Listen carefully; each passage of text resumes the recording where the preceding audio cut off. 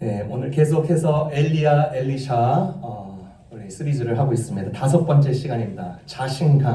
자신감이라는 제목으로 우리 같이 내용들 나누겠습니다. 우리 지난 시간에 나눴던 내용이죠. 믿는 자들이 마주할 수 있는 함정 4가지가 있다고 했습니다. 환경적인 것, 그렇죠? 환경, 어떤 여건, 어떤 조건이 우리의 함정이 될 수 있다. 두 번째가 어리석은 기도가 함정이 될 수 있다. 또 세 번째가 자신을 소홀히 하는 그런 함정. 그리고 네 번째가 내가 아니면 안 돼라는 함정인 것입니다. 엘리야가요, 자신의 처지, 그 다음에 여건, 그리고 망가지고 구겨진 자신의 상태를 보니까 다 끝났습니다. Enough! 하나님에게 죽여달라고 요청했습니다. 그러나 하나님은요, 그를 죽일 수 없었습니다. 아직도 그는 이스라엘 위해서 할 일이 있었기 때문입니다. 이세벨로부터 도망친 뒤로 잠깐 동안 종적을 감추었죠. 족이 은퇴 선언을 한 그곳에서부터 다시 하나님은 엘리야를 회복시키셨습니다. 가장 믿기 힘들고 인생의 밑바닥과도 같은 상황들을 견디어 낼 수 있게 하는 그런 만드는 그 자신감을 하나님께서 엘리야에게 다시금 주시는 것이죠. 엘리야의 그 다음에 일련의 사건들을 통해서 또 우리에게 적용할 수 있을 것 같아요. 우리를 복돋게 하고 자신감을 회복하는 4가지 원리들이 나타나는데 우리 함께 나눠보도록 하겠습니다. 첫 번째는요, 그분의 역사를 기억하라는 것입니다. 그분의 역사를 기억하라. 엘리야는요, 임무를 부여받지 않은 상태에서 이제 시간을 보내고 있는 것입니다. 결국에는 호렙산, 하나님의 산, 모세가 하나님에게 율법을 받았던 그 산에 가서 하나님께서 그를 다시 불러서 미션을 주셨습니다. 2가지 미션을 주셨어요. 첫 번째는 사람을 임명하는 일이고, 두 번째는 아합 왕에게 다시 가라는 일이었습니다. 첫 번째 주신 임무에 대해서는 나중에 그의 제자 엘리사를 임명할 때 더 자세히 살펴보기로 하고요. 오늘은 2번째 미션을 함께 보겠습니다. 엘리야가 호렙산에서 하나님의 첫 번째 미션을 받았을 때 그 아합 왕은 그 남왕국 유다 그 여호사밧이라는 왕이 있었습니다. 그러니까 엘리야가 지금 이제 몸을 회복하고 하나님께서 자신감을 주시고 다시 미션을 주실 때 동시대 때 같은 시간대에 그 아합 왕, 악한 왕은 그 남유다 그 여호사밧의 왕과 이렇게 연합을 했습니다. 그 여호사밧 왕의 아들과 그 아합 왕의 딸이 그 결혼했거든요. 그러니까 이때는 이렇게 정략 결혼이 굉장히 많았죠. 그래서 함께 무엇을 하느냐? 그 적군의 아람 왕과 전투를 했습니다. 그 외국 적국에서 계속 시비를 걸고 오는 거예요. 그러니까 둘이 연합해서 맞서 싸우는 거죠. 2차례 전투를 통해서 아람 왕의 공격을 막았습니다. 라이벌이었던 그 적국의 공격을 막아냈고 오히려 적국을 공격하면서 완전히 진멸할 정도였습니다. 적국의 왕은 살려두었어요. 동맹 관계를 위해서 국가 번영을 꾀하기 위해서 살려두는 것입니다. 얼마나 이 아합 왕이 자기가 질 줄 알았는데 이겼으니까 얼마나 의기양양했겠습니까? 그리고 나서 몇 년이 지났어요. 아합이 어느 날 자기의 제2의 자기 궁정터를 넓히기 위해서 이스라엘 평안 안에 있는 자기 궁정 근처 나봇이라는 자의 포도원을 사고 싶은 거예요. 확장하기 위해서. 중요한 것은 알아야 되는 것은 이스라엘 법은 만민에게 평등했습니다. 왕도 하나님의 법을 반드시 따라야 됐습니다. 아합도 이스라엘 왕으로 있는 한 지켜야 됐습니다. 그러니까 왕들이 그러잖아요. 짐이 곧 범이다 이렇게 하는데 내가 곧 법이다라는 이 법은 이스라엘에서는 용납되지가 않았습니다. 이것이 중동의 이웃 나라와 다른 점이었습니다. 왕이 이제 그 궁전 근처에 있는 포도원의 소유주인 나봇에게 요청하는 것입니다. 그 땅 나에게 팔아달라. 그런데 나봇은 그의 법을 잘 알았어요. 자기 조상에게 물려받은 땅이기 때문에 자기 마음대로 처분할 수 있는 사유재산이 아니었습니다. 하나님의 법을 볼 때 어떤 의미에서는 가장 민주적이고 개인의 권리와 소유, 그 다음에 생명까지 보존해 주시는 법인 걸 우리가 알 수가 있는 것입니다. 비록 하찮은 농부일지라도 하나님에 의해서 왕처럼 보호를 받게끔 제도를 그렇게 하나님이 정해 주신 것입니다. 누구도 개인의 권리를 침해할 수가 없었어요. 2800년 전에 이런 법이 이스라엘에 있었던 것은 놀라운 것입니다. 부의 편제를 막기 위해서 하나님의 법은 철저하게 토지 매매를 금지시킨 것입니다. 인간을 중시하고 인간을 인간답게 살 수 있게 하는 하나님의 법이었던 것이죠. 나봇의 거절에 이제 왕인 아합도 어찌할 수가 없는 것이에요. 시무룩해져서 집에 돌아온 그 아합, 그 얼굴을 또 누가 보느냐? 그의 와이프가 이세벨이 봅니다. 그리고 여차저차 경위를 알게 돼요. 그리고 그 이야기를 듣고 오히려 아합의 왕의 무능력함을 꾸짖습니다. 이세벨요, 아주 독한 여자입니다. 자신이 나봇의 포도원을 어떻게 얻어내는지 보라고 합니다. 그리고 그것을 당신께 선물로 드리겠습니다 라고 자신만만해요. 그리고 이 이세벨 여왕이 이제 어떻게 하는가? 잡배들을 고용하여서 나봇이라는 자가 하나님과 왕을 저주했다는 알리바이를 만들어서 퍼뜨려 버립니다. 고대 율법을 도용하여서 나봇을 반역자로 만들어서 변명할 기회도 주지 않고요. 그 법에 걸리니까 돌로 쳐 죽이고 그의 아들들도 같은 방법으로 쳐 죽였습니다. 나봇의 땅을 빼앗아서 이제 이세벨이 아합 왕에게 주는 것이죠. 그때 당시에 범죄자의 땅은 국왕의 소유가 되기 때문입니다. 그러니까 당연히 이게 딱 들어온 거예요. 이세벨은 감쪽같이 나봇을 죽이고 포도원을 약탈했으나 이 사건은 끝난 것이 아닙니다. 엘리야에게 그때 있었던 하나님의 호렙산에 있었던 그 엘리야에게 하나님의 말씀이 내리는 것입니다. 18절입니다. 너는 일어나 내려가서 사마리아에 거하는 이스라엘 왕 아합을 만나라. 저가 나봇의 포도원을 취하러 그리로 내려갔더니. 여러분, 엘리야요, 하나님의 산 호렙산에서 죽고 싶다고 외쳤던 그 엘리야, 하나님께서 회복시키시면서 약 한 3, 4년으로 추정합니다. 3, 4년이 지난 뒤에 주신 두 번째 미션이 무엇이냐? 아합 왕을 만나러 가라 였습니다. 여러분, 엘리야와 아합 왕과의 에피소드 다 기억하시죠? 갈멜산에서 영적 전투를 승리했고 아합은 곧바로 이스라엘 자기의 제2궁전으로 내려가서 자기 와이프 이세벨에게 모든 사실을 말하고 그 사실을 듣자 그의 아내 이세벨이 엘리야를 죽이겠다고 위협을 가했던 것입니다. 하나님으로부터 제 두 번째 미션을 엘리야에게 다시 한번 아합 왕에게 가라는 말씀을 들었을 때 지난 기억들이 생생하게 마음속에서 머리에서 아주 뒤틀렸을 것입니다. 또 가라고요? 저 작자들 하나님 모르십니까? 진작에 하늘의 불, 하늘의 비를 보고도 면전에서도 거부하는 자들을 또 만나라고요? 실수하시는 거죠, 하나님? 이런 심정이었을 것이에요. 하나님께서 우리에게 어떠한 말씀을 주실 때, 도전을 주실 때 도저히 믿기 힘들고 정말 말도 안 되고 이성적으로 경험적으로 부딪힐 때가 굉장히 많습니다. 그런데 이러한 과제를 주셨을 때 수행할 만한 자신감을 줄 수 있는 방법은 여러 가지가 아닙니다. 딱 한 가지예요. 무엇이냐? 하나님이 과거에 이루셨던 일을 기억하는 것입니다.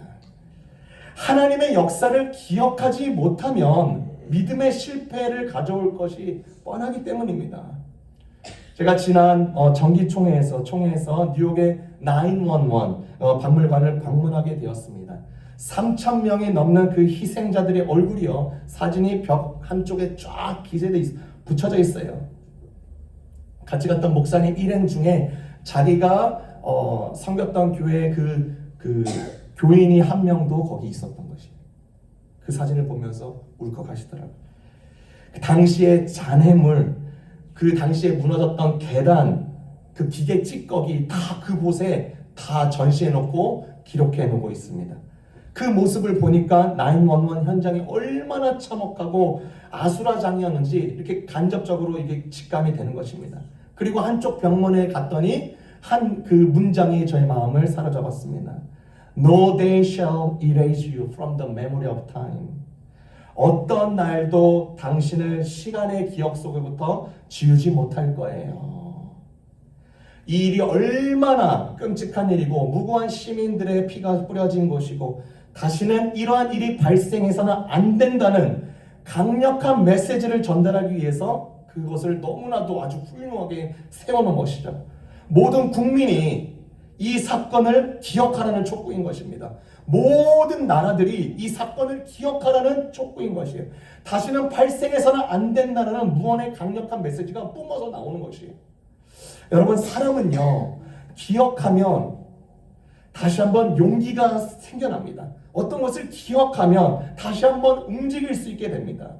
엘리야는 아합 왕에게 다시 한번 가라는 이 메시지가 본인에게는 정말로 우스꽝스럽고 말도 안 되게 느껴졌지만 하나님의 살아계신 역사를 기억했기 때문에 다시 한번 발걸음을 뛸 자신감을 얻을 수 있었어요. 이런 말이 있습니다. Not every closed door is locked. So push. 그러니까 모든 닫혀진 문들이 자물쇠로 잠긴 게 아니야. 그러니까 한번 밀어. 그런 심정으로 하나님은 다시 한번 엘리야에게 그렇게 도전했던 것 같아요. 여러분, 우리는요 너무나도 빠른 시대를 살고 있습니다. 새로운 정보가요 오늘 내일 앞다투어서 계속 교체되고 있습니다. 너무나 양이 많아요. 소화하기도 벅찬 세대에 살고 있습니다. 그럼에도 불구하고 우리는 하나님의 역사를 우리의 생각으로, 우리의 마음으로, 우리의 행동으로 집요하게, 철저하게, 곱씹고 말하고 적용하고 의지해야 합니다. 거기서부터 나오는 그 하나님께서 주시는 자신감. 여러분, 자신으로부터 나오는 긍정의 힘은요 반드시 수그러들고 사라지게 마련입니다. 그러나 하나님의 역사로부터 나오는 자신감은 오늘을 또 내일을 또 1년을 또 5년을 달려가게 하는 엔진과도 같습니다. 여러분, 그러면 하나님의 역사는 무엇입니까? 무엇을 기억해야 될까요? 너무나 많은 내용이 있지만 그냥 적어봤어요. 이런 것들을 한번 기억해보면 어떨까? 내 인생을 한 올 한 올 짜시는 분은 하나님이시다. 거친 반석에서도 물을 내시는 분이시다. 내 앞에 나타나는 여리고성은 순종함으로 무너진다. 폭풍 속에서도 나는 예수님을 바라봄으로 폭풍을 넘어가게 한다. 시편 23편의 말씀은 내 것이다. 고린도전서 3장 16절은 내 것이다. 광야에서도 능히 먹이시고 입히신다. 빌립보서 4장 13절은 내 심장 안에 있다. 어려운 길은 나 절대 혼자 걸어가지 않는다. 주님이 나를 업고 가신다. 내 자녀를 반드시 하나님께서 돌보시고 회복시키신다. 나는 사명을 다할 때까지 죽지 않는다. 하나님이 허락하실 때에 나는 죽는다.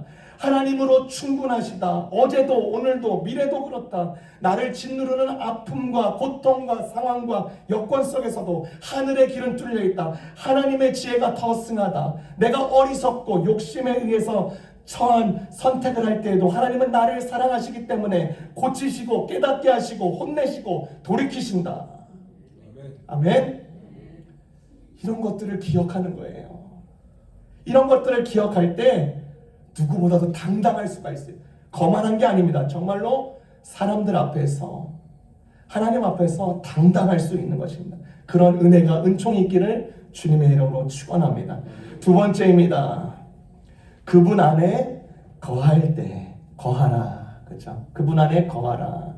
그분 안에 거할 때 우리에게 자신감을 부여해 주십니다. 앞서 말한 그 나봇의 포도원 사건을 다시 한번 돌아보면요, 이 야비한 사건이죠. 이 야비한 사건 가운데 아합과 이세벨이 한 행동들, 그렇죠? 이웃의 재산에 대한 탐욕, 살인, 도적질, 그리고 거짓 증거를 하지 말라는 이 10계명의 상당수를 다 어긴 그 아합과 이세벨, 그렇죠?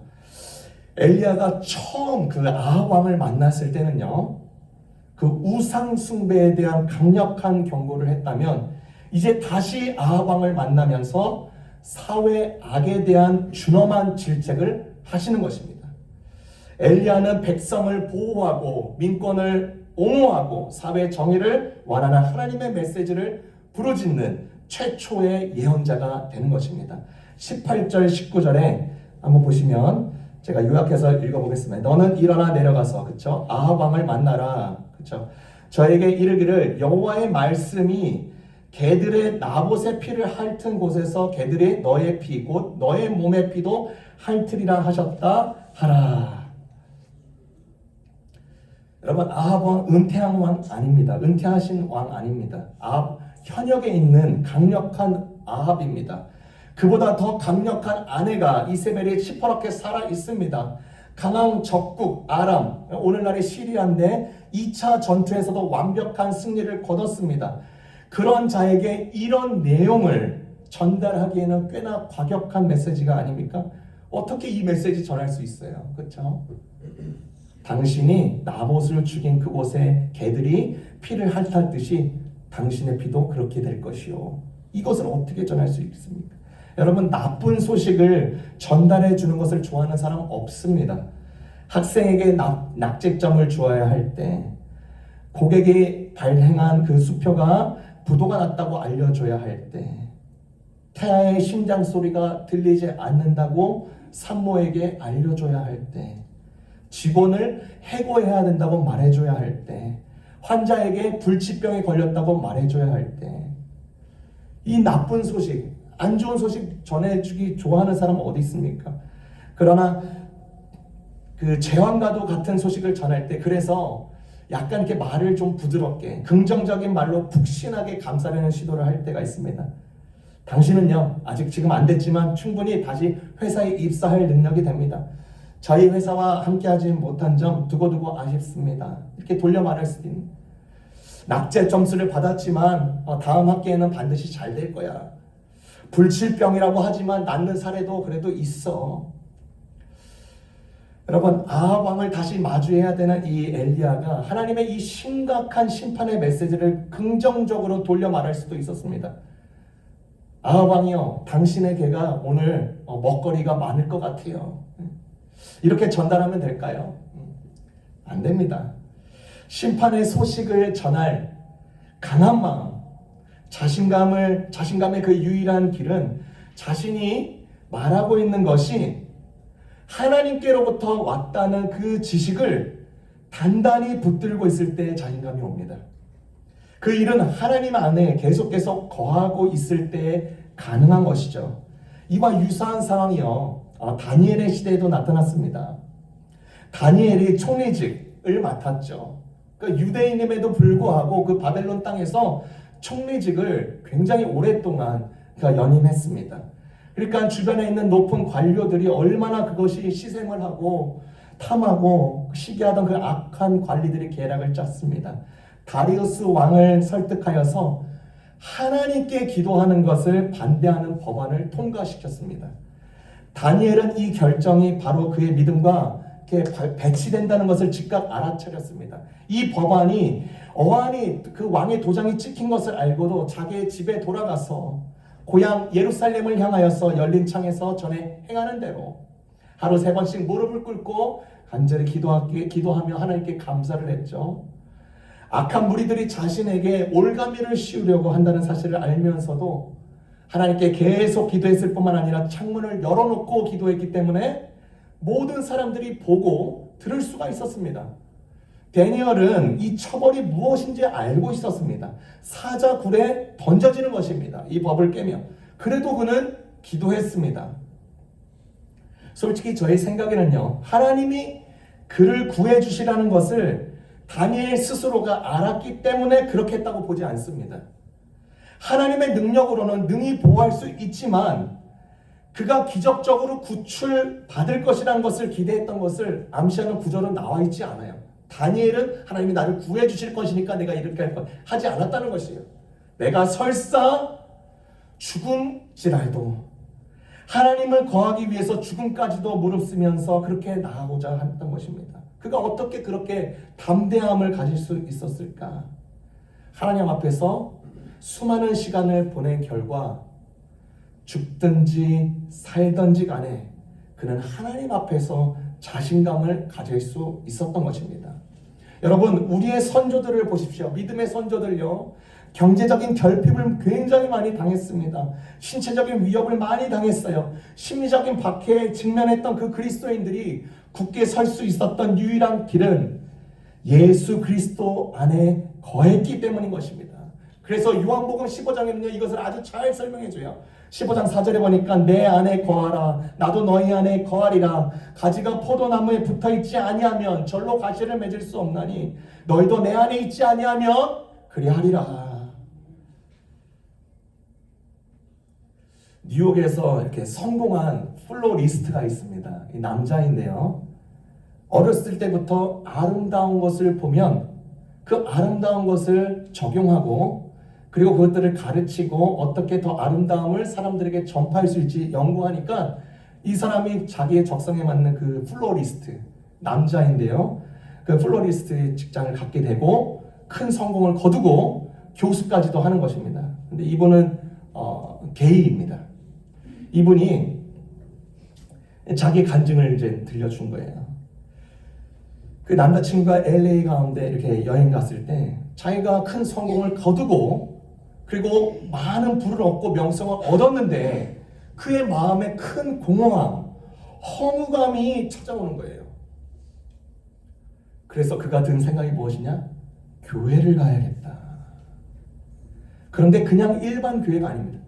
동성애를 찬동하는 이렇게 옹호하는 그런 교회를 가야 되겠다. 그런 교회가 오히려 그런 생각이 아니라 동성애에 대해서 그리고 자신의 정체성에 대해서 정말로 성경적으로 진리대로 말하고 선포하고 그다음에 부여잡는 그런 교회를 찾았더니 그 뉴욕에 있는 타임스퀘어 처치였어요. 이들도요 아는 것이에요. 이들도요 참 진리를 원하는 것이에요. 놀랍지 않습니까? 갔는데 이제 그 집회 가운데 있습니다. 그 강사 목사님이 이제 알터콜 하는 거예요. 앞에 나와서 같이 기도합시다 하는데 이 마디를 했대요. 여러분 중에서는 여러분의 부모님이 그동안에 오랫동안에 당신을 위해서 당신의 정체성을 위해서 기도하고 계신 분이 계십니다. 그분 나오세요. 자기한테 말하는 것을 바로 직감하고 너무나도 놀래가지고 눈물을 흘리면서 나가는 것입니다. 그리고 나서 그가 교회를 떠나는데 이제 교회 밖에 나갔는데 그런 체험을 하고도 그 교회에 인볼브를 못하는 거예요. 다시 교회 나가지 않았어요. 왜냐고 물어봤더니 자기의 모든 것을 바꿔야 한다는 이 두려움이 너무나 크기 때문에 그 모든 대가가 너무나 크기 때문에 그렇게 할 수가 없었다는 것이에요. 놀라운 경험을 하고도 그렇게 가는 것입니다. 그런데 끝끝내 몇 년이 지나고 나서 이 공허함과 허무감이 계속해서 그의 마음을 짓누르고 하나님이 계속 나를 찾는구나. 하나님 나를 부르시구나. 그래서 다른 모든 것을 정리하고요. 교회에 가서 그 공동체의 일원이 되고 주님 품 안에 거하면서 모든 관계들을 정리하고 포기하고 하나님의 자녀로 얼마나 잘 성장하고 그의 참된 정체성 가운데 자존감을 회복하고 자신감을 가지고 주의 복음 사역에 간증하면서 또 그에 주어진 그 사역들을 하면서 얼마나 놀랍게 사역하는지 몰라요. 하나님께서 주시는 자신감입니다. 그렇죠? 그의 모든 잘못된 정체성을 바꿈으로 인하여서 비진리를 진리로 바꿈으로 인하여서 그 인생에 찾아온 그 모든 것입니다. 여러분 우리 시대를 보십시오. 우리 시대는 성과 위주로 점수를 매깁니다. 그래서 우리가 이런 포도나무의 비유, 거함, 예수님과 함께함보다 생산, 열매 맺는 것에 더욱 연연합니다. 왜 그럴까? 인정받기 위해서 그렇습니다. 스스로 해내는 것이 미덕이기 때문에 그렇습니다. 패배감을 잊기 위해서 그렇습니다. 계산하고 평가하기 쉽기 때문에 생산에 더 연연합니다. 그러나 믿는 자는요, 이 거함의 원리를 확실히 잘 알아야 됩니다. 요한복음 15장의 말씀의 원리는 성과, 열매를 무시하는 게 아닌데 성과를 최우선에 두는 게 아닌 것입니다. 함께함을 이야기하고 있어요. 예수님과 거함, 예수님과 함께함. 여기서부터 자유가 오고 안정이 있는 것입니다. 여러분 엘리야를 보십시오. 엘리야가 처음 그 아하방을 만났을 때 3년의 그리시네가에서 거하는 훈련, 그렇죠? 또 호렙산에서 며칠 동안에 또 하나님과 거하는 훈련. 그리고 바로 또 아닙니다. 또 3년, 4년 후에 하나님에게 거하는 훈련이 있었습니다. 성과 없어 보입니다. 그렇죠? 그러나 말씀을 붙잡고 의지하는 것입니다. 열매는 나중에 다 드러나는 것이에요. 엘리야는 그의 커리어의 성과가 아니라 하나님에게 거하는 그 훈련을 반복하면서 아방을 만날 때, 또 다시 만날 때 하나님의 역사가 그곳 가운데 열매로서 드러나는 것을 보게 되는 것입니다. 성과 중요합니다. 그러나 성과가 최종 목표가 아니라 우리 역시 이 거함의 원리, 그분 안에 거할 때 참된 진리의 모든 양분을 빨아들이고, 그렇죠? 모든 선량한, 모든 속한 것들, 하나님의 것들이 우리 안에 계속 전가되고 흘러 넘치시기를 주님의 이름으로 축원합니다. 마지막입니다. 하나님을 다시 보여주라. 하나님을 다시 보여주라. 우리 모두는요, 하나님을 다시 보여주는 자로 부름받은 것입니다. 엘리야의 인생 여정, 그리고 하나님께서 부여하신 사명을 담대하게 할 수 있었다는 사실은 그가 하나님의 대리인이었다는 확신으로부터 왔음을 우리가 보게 되었습니다. 엘리야가 하나님의 메시지를 듣고 이제 아합 앞에 서서 이제 그대로 전달했습니다. 그동안에 이제 몇 차례 만난 그 대면에서 어떠한 결과도 없었지만 이번에는 심판의 메시지가요, 아합 왕의 마음을 울렸습니다. 그의 마음에 정수리에 딱 꽂힌 것입니다. 우리 21장 27절을 보겠습니다. 엘리야의 메시지를 듣고 아합 왕이 어떻게 반응하는지 27절을 보겠습니다. 21장 27절. 아합이 이 모든 말씀을 들을 때 그의 옷을 찢고 굵은 배로 몸을 동이고 금식하고 굵은 배에 누우며 또 풀이 죽어 다니더라. 분명히 아합은 이 상황을 깨달았습니다. 놀랍게도 지금까지 이스라엘 왕들 중에서 가장 악한 왕인 아합이 가장 진지한 회개의 마음을 보이고 있는 것이에요. 하나님은요, 그의 회개를 보시고 엘리야에게 그 심판이 이제 아합 왕 자신이 아니라 그의 아들에게 임할 것이라고 말씀하십니다. 여러분, 악인의 회개는요, 하나님의 진노의 칼을 잠잠하게 하는 능력이 있습니다. 사랑의 하나님 앞에서 용서받지 못할 죄가 없어요. 죄악을 자복하고 회개하면 돌이키는 거죠. 용서의 긍휼은 하나님의 전적인 몫인 것입니다. 하나님의 몫이에요. 아합은 엘리야를 다시 만나 뵈면서 마침내 자신이 살아계신 하나님을 상대하고 있음을 알게 되는 것입니다. 엘리야는 다시 아합을 만남으로써 하나님을 효과적으로 다시 보여주는 것입니다. 다시. 그렇죠? 저희가 이번에 BBS를 하면서 다니엘에 대해서 집중적으로 나누었습니다. 그리고 뮤지컬을 보면서 더 확실하게 이제 알려지는 기회가 되는 것이죠. 확실히 이런 성경 뮤지컬을 보면요, 이것은 평생 잊어버리지 않습니다. 아이들 마음속에요, 생각 속에 각인돼요. 그래서 아이들이요, 그것을 보고 저에게 물었어요. 왜 사자굴에 들어가게 된 거죠? 왜 다니엘이 성벽이 무너질 때 운 거죠? 저 하나님 사랑해요.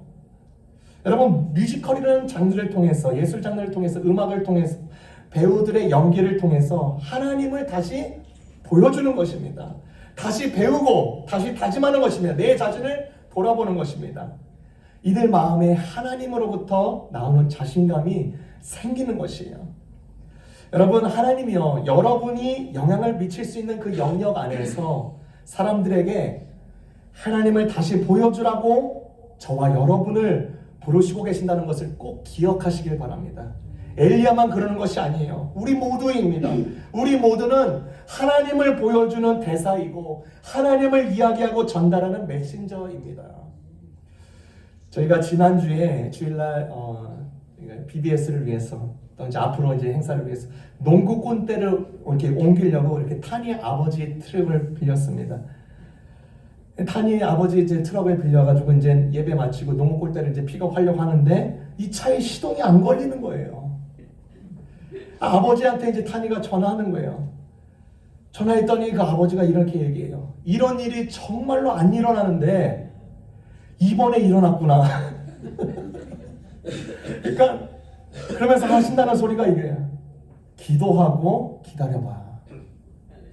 그래서 저와 요셉, 한이가 같이 타고 있는데 같이 기도했습니다. 제가 그렇게 했어요. 하나님, 지금 꼴대를 가지러 가려고 하는데 시동이 안 걸려요. 계속 시도해도 안 됩니다. 도와주세요. 필요합니다.